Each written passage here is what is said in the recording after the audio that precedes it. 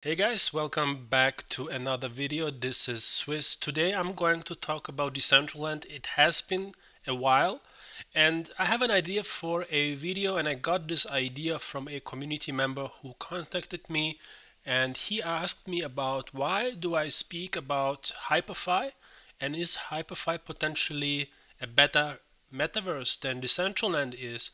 And I must say I did sense a little bit of a worry maybe, and I do not want to speculate, but I kind of think that a lot of the community members in Decentraland are also investors in the project. So whenever there is something new on the horizon, people are a little bit defensive, maybe a little bit worried, and also curious whether maybe there is something more interesting that they have missed. So I'm really happy that some people do speak up. It gives me an opportunity to reflect on it. And this time around, I came up with this idea to create this video. So let's get into it. So I would like to quickly cover what Decentraland really is. I think a lot of people forget it or never knew it, or yeah, I think people just forget it. So the Decentraland vision initially was to build a decentralized world that can exist on its own, that is owned by its users and that is governed by its users, that has all of these tools like the uh, autonomous organization and a fund that you can use to realize projects. This direct democracy, quote unquote, where people can participate in the politics of and in the decision making of Decentraland, and eventually the foundation that is a beneficiary organization will hand over the keys and release the project into the wild world of Web3 for it to grow and thrive on its own. This is kind of the larger vision that has been painted, at least in the past, and I believe something approximating that still is at the core of Decentraland.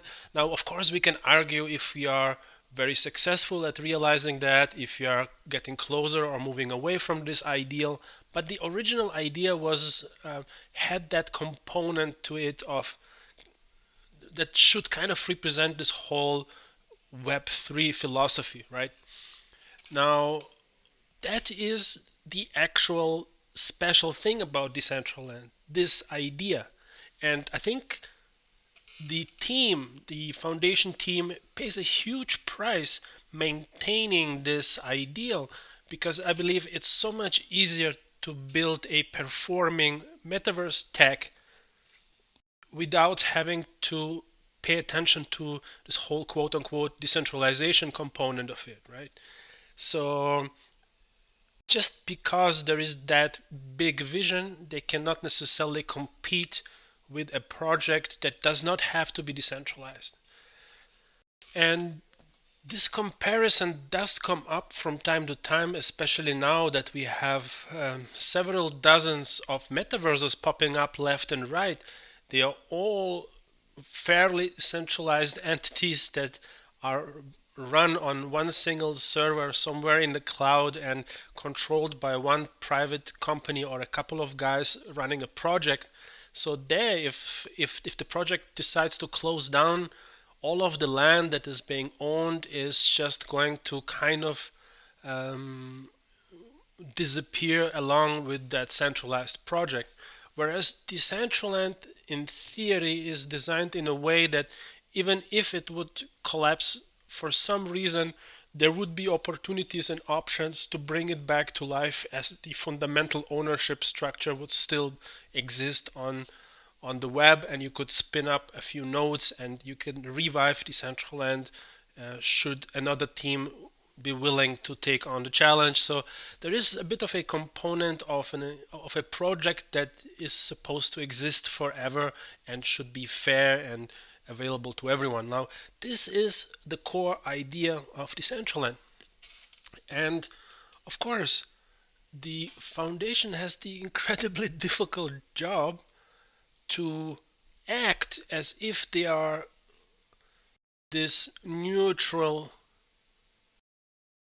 organization that is supporting the development of the platform and for now is taking the lead in developing it because they have access to these funds and because they have been entrusted with these funds to hire developers and maintain the know-how and kind of lead the charge. And at the same time, they have to stick to this ideal of at some point handing over the keys. And it's a difficult dilemma, I would say. And we will see how this will develop over time. So, long story short, when you take a project like this, and then you take a project like Hyperfy or On Cyber or any of the game metaverses, you cannot necessarily get out there and say, hey, is this project better or not?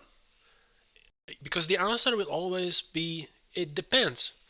If you are into the whole Web3 idea and if you have some kind of principles and some kind of philosophy that you would like to uh, keep alive, you may be more interested in Decentraland and you may be willing to pay the price of slower loading times, of a less user-friendly SDK or the non-existent builder tool and all of those things that we do not have if we compare to more centralized tools. And then you take something like Hyperfy, which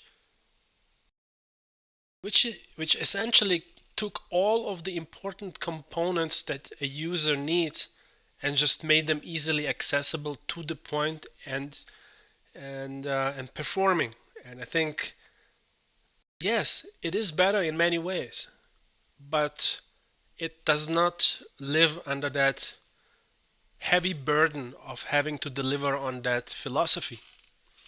And this is one thing why you cannot compare Apple to peers here. And another thing which I think is quite important, and now we are going to touch on another blog article that I have seen here. There is this blog post around Decentraland worlds. And I haven't really studied Decentraland worlds yet for one specific reason, because it is accessible through the SDK from what I understand, and that means it's complicated. It's designed for devs. The first step does not look like it's made for regular human users. So I have just said to myself, I did dig into this stuff before and it's a pain. I'm not gonna touch it. But the whole idea of the Decentraland worlds is fairly important, and I think we have touched on this in the past. I could swear I have a video on me talking about a separate instances of Decentraland accessible to every user. Because back in the days, a platform called Somnium Space that many of you may be familiar with, they had actually a mint of NFTs where you could own your own little instance of Somnium Space, your own little world with limited capacity, but you could have your own little world and you could kind of teleport from the main map into your own little world. So they had this functionality, but no one was really talking about it because most people didn't have the skills to actually build out a whole world. They could maybe handle one land plot with the scene, but not really a whole world of their own. So I don't think Somnium Space kind of succeeded in making this a thing. At least I'm not aware of it. And Decentraland just didn't have it.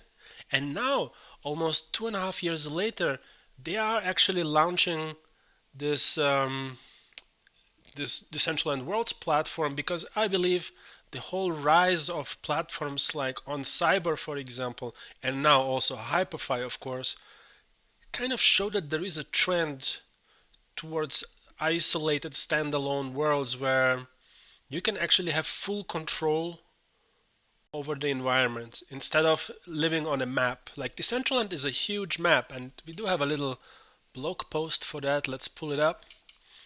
So if you look at Decentraland, it's actually quite a big map, and there's a lot of people potentially living on this map. That means if you are a business and you have some kind of headquarters somewhere, and you have invited guests, VIP guests, to visit and see how you pioneer the metaverse, and all of the sudden a couple of degens land and teleport into your land and start screaming bad things and making dirty moves and dress in a weird way at your event when you're trying to get some work done. That's not gonna work for a lot of um, old school brands and some traditional businesses. It's not going to work. They need to have an environment where they have at least some control. And this is why I think isolated worlds like Hyperfy and OnCyber and so on have an absolute place in the whole ecosystem. And this is why Decentraland is also introducing or trying to introduce Decentraland World. And now I believe there are two different kind of metaverses evolving in terms of being useful. One is you have these worlds where you can socially interact and explore and find people and go to places and kind of have this community experience, while of course still enjoying all of the functionality and all of the graphics and potentially a VR experience. But the point here is that you expect to interact with others. And then you will have these portals from your land potentially, or through links where you can just tell people, hey, we have met on the common map. Would you like to see what we are doing? Would you like to see what kind of business I have, or what kind of freelancer I am? What kind of game we have built? Why don't you jump over and see our private universe? And it could be within the Decentraland context, could be in Hyperfy. You could also place a link inside your email and say, hey, why don't you come over and see what we're doing? And I think this is where we are going, that there is a space and there is a place for both scenarios. For isolated worlds where you fully control the environment, and for social worlds like a big map in Decentraland. So now, if you ask me again, is Hyperfy better than Decentraland?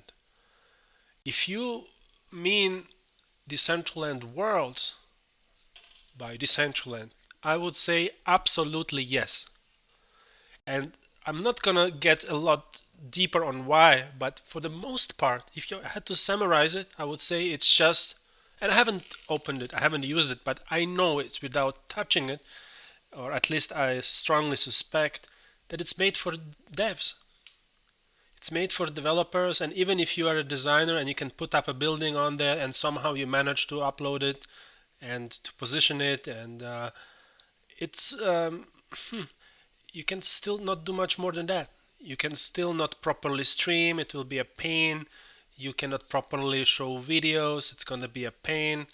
And partly because of this decentralized mission that they have to deliver on, and partly because it's just not a focus for some reason to support the end users. For some reason, it's made by developers for developers. This is the approach that I have been witnessing.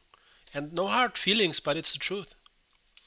So if you ask whether Hyperfy is better than Decentraland Worlds, hell yeah it is.